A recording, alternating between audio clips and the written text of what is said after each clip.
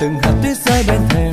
Người người đến đây vui cười, đầy ắp bao điều ước cho ta ôm ấp trái tim yêu đời. Mừng ngày Chúa sinh ra đời, nào cùng nắm tay tươi cười, hòa bình đến cho muôn người, cùng cất tiếng ca mừng vui. Mừng ngày Giáng sinh an hòa, mừng hạnh phúc cho muôn nhà. Từ thành phố hay đồng quê, muôn nơi vang tiếng hát ca vang lời. Jingle bell, jingle all the way. Oh, what fun it's to ride in one horse open sleigh. Hey, jingle bell, jingle all the way. Oh, what fun it's to ride in one horse open sleigh. Đêm Noel, ta hãy cùng vui lên. Đêm Noel, đêm ta xin ơn chỉ mang hòa bình cho trần thế. Đêm Noel, chuông vang lên, chuông giáo đường vang lên. Đêm Noel, ta hãy chúc nhau an lành.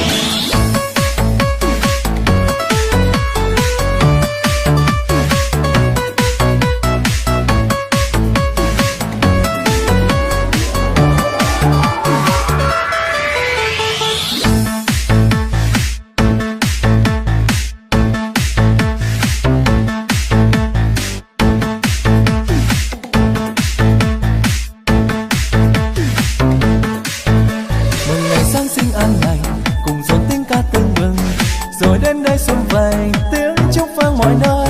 Từng hạt tuyết rơi bên thềm, người người đến đây vui cười, đầy ắp bao điều ước cho ta ôm ấp trái tim yêu đời. Mừng ngày Chúa sinh ra đời, nào cùng nắm tay tươi cười, hòa bình đến cho muôn người, cùng cất tiếng ca mừng vui.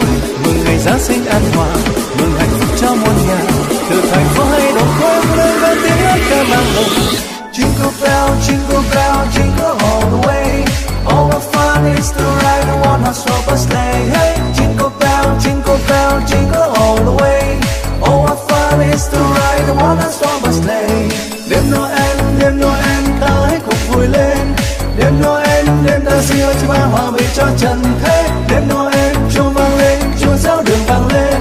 Đêm Noel, ta hãy chúc nhau an lành. Jingle bell, jingle all the way.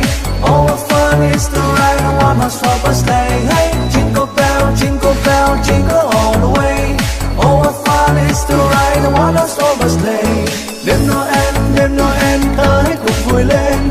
Đêm Noel, đêm ta xin ơn chỉ mang hòa bình cho trần thế. Đêm Noel, chuông vang lên, chuông giáo đường vang lên. Đêm Noel.